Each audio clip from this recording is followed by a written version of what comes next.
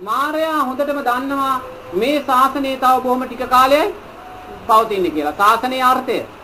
මේ ශාසනයේ අර්ථයන් ගිලිහුණ වෙලාවේ ලෝකයේ අයිති වෙන්නේ මාරයාට.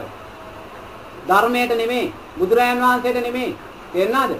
මේ ශාසනයෙන් ගිලිහෙන මොහොතේ, මේ ධර්මයේ අර්ථයන් ගිලිහෙන මොහොතේ සියලුම භික්ෂුන් වහන්සේලා දුස්සීලභාවයට පත් වෙන මොහොතේ හේතුඵල ධර්මයන් විසින් ඒක හාමුදුරන්ගේ වැරද්දක් නෙමෙයි. සතර පරාජිකාවන්ට පත් වෙලා වැටෙන මොහොතේ ලෝකයේ අයිති වෙන්නේ මාරයාට. මාරයාගේ ලෝකයේ අවුරුදු ලක්ෂ ගණනක් දිගයි. මොකද මෛත්‍රී බුදුරජාණන් වහන්සේ පහළ වෙන්නේ කවදද කියලා බුදුරජාණන් වහන්සේ දේශනා කරනවා. මේ මිනිස්යාගේ ආයුෂ මෙහෙම ගිහිල්ලා මිනිස්යා දුසිල්වත් වෙන්න ආයුෂ අඩු වෙලා පරමායුෂ අවුරුදු 10ක් බවට පත් වෙනවා කියලා බුදුරජාණන් වහන්සේ කියනවා. එතකොට පරමායුෂ අවුරුදු 10යි. අවුරුදු 10ක් තුලදී ඉපදිලා විවාහ වෙලා දරුවෝ හදලා වයසට ගිහිලා මැරිලා ඉවරයි. අවුරුදු 3 වෙනකොට යා කසාද බඳිනවා. අවුරුදු 4 දී දරුවෝ හදනවා. අවුරුදු 5 දී මුණුබුරු මිනිබිරිය හදනවා. අවුරුදු 8 9 වෙනකොට මැරිලා ඉවරයි. සියල්ල කරලා ඉවරයි. තේරෙනවද? මේ දුස්සීල භාවයේ හේතු ධර්මයන්. ඒවා හේතුඵල ධර්මයන්. එතකොට මෙහෙම ගිහිල්ලා අවුරුදු 10ක් වගේ වෙන කාලෙදි බුදුරජාණන් වහන්සේ දේශනා කරනවා මේ මිනිස්යාට තව මිනිස්සෙක් පේන්නේ මුර්ගයෙක් හැටියට කියලා. තේරෙනවද? මෑණියන්ට එදාට මාව පේන්නේ අපි දෙන්නා හිටියොත් මෑණියන්ට මාව පේන්නේ මුවෙක් හැටියට. මට මෑණියන්ව පේන්නේ මුවෙක් හැටියට. එහෙම දැකලා අපි දෙන්නා මරා ගන්නවා. මේ මුළු ලෝකෙම ලේ විලක් වෙනවා කියනවා. මිනිස්සෙකුට තව මිනිස්සෙක් දකින්න බෑ. දැක්කේ ගමන් තිරිසන් සතෙක් දැක්කා හා සමානයි මරා ගන්නවා. මෙහෙම විනාශ වෙන ලෝකයේ දිලා යම් පිරිසක් ඉන්නවා බලාගෙන. ඒගොල්ලෝ හිතනවා අනේ මේක හරි දුකක්. මේ සත්වයා මේ තරම් දරුණු භාවයටපත් උනේ දුස්සීල භාවය නිසා. සිල්පද නොරැකීම නිසා. ඒ නිසා අපි කැලේට ගිහිල්ලා සිල් ආරක්ෂා කරගෙන ජීවත් වෙනුයි කියලා කැලේට ගිහිල්ලා සිල් ආරක්ෂා කරගෙන ජීවත් වෙනවා. එහෙම ජීවත් වෙනකොට ඒගොල්ලන්ට මොකද වෙන්නේ? අන්න ආයුෂ ප්‍රමාණිකූලව වැඩි වෙනවා. අවුරුදු 10 අවුරුදු 15 වෙනවා 15 20 වෙනවා 20 25 වෙනවා.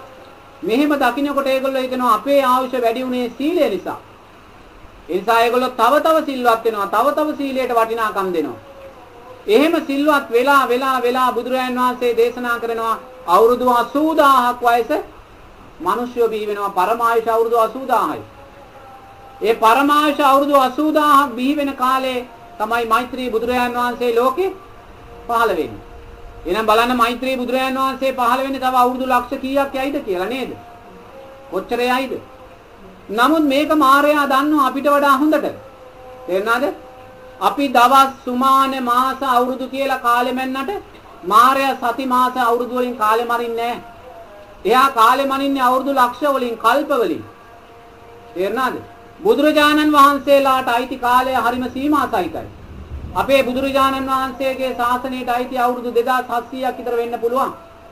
නමුත් මෛත්‍රී බුදුරජාණන් වහන්සේගේ ශාසනය අවුරුදු 80000ක් වගේ කාලයක් පවතිනවා. තේරුණාද? එතකොට මේ කාල වගේ නෙමේ මායя කල්ප ගණන් යාගේ කාල දිගයි. මායяගේ කාලය කියන්නේ අබුද්ධෝත්පාද කාල. ධර්මයක් නැහැ. සංඝයා කියන දෙයක් නැහැ. බුදුරජාණන් වහන්සේ කියලා වචනයක් නැහැ. එවැනි කාලයක මායя දන්නවා Tamange කාලෙ එතකන් එනවා කියලා. ඒ නිසා මායя මේ වෙලාවේ ඒ කියන්නේ ඔබට සීලය උපයෝගී කරගෙන දානය උපයෝගී කරගෙන තෙරුවන් කරේ සද්ධා උපයෝගී කරගෙන සෝවාන් ඵලයටපත් වෙන්න තියෙන මේ අවස්ථාවේ මායя මොකද්ද කරන්නේ? මේ කාරණා වලින් ඔබට එතෙන්ට යන්න දෙන්නේ නැතුව හිර කරලා තියෙනවා. ඉතින් අපි සිල් රැක නැවත දෙවියෙක් වේවා කිය හිත මිනිසෙක් වේවා කිය හිත ඉන්නවා. දන් දෙමින් අපි නැවත සංසාරේ හොඳ මිනිසෙක් වේවා සත්‍වික භාවයේ ලැබේවා කිය හිත ඉන්නවා. මෛත්‍රී වඩමින් අපි මොකද්ද කියන්නේ? ලබන ජීවිතේ ලස්සන වෙලා ඉපදීවි කිය ඉන්නවා. සමාධිය වඩා බ්‍රහ්මතල වලට යාවි කියලා හිතා ඉන්නවා. පළපැත්තකට යන්නේ විදර්ශනාව සකස් කරගන්නේ ප්‍රඥාව සකස් කරගන්නේ නෑ. ඒක මාන ධර්මයක්. තේරෙනවද? ඒතකොට මායя දැන් මොකද්ද අපිව කරලා තියෙන්නේ? කොටු කරලා.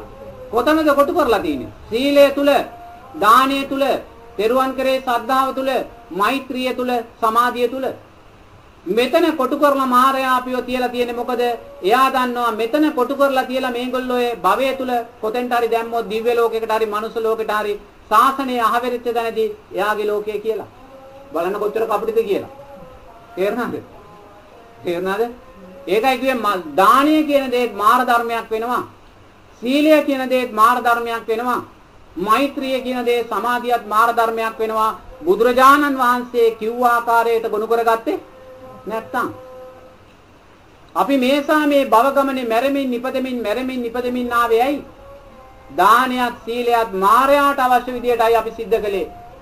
භව නිරෝධය දෙසට නෙමෙයි. සීල සමාධි ප්‍රඥා මාර්ගය තුල අවසානයේ ප්‍රඥාව සකස් කරගන්න නෙමෙයි. නේද? මේ මායාගේ ඒ තියුණුභාවය. තේරෙනවද? එයා ඒ ආකාරයෙන් හිත හැටියට, රූපය හැටියට, ඒ වගේම වසවර්ති දිව්‍ය පුත්‍රයා හැටියට තේරෙනවද? අපිව මේ ආකාරයෙන් නොමග අරිනවා. ඒක අපි හොඳින් තේරුම් ගන්න ඕනේ.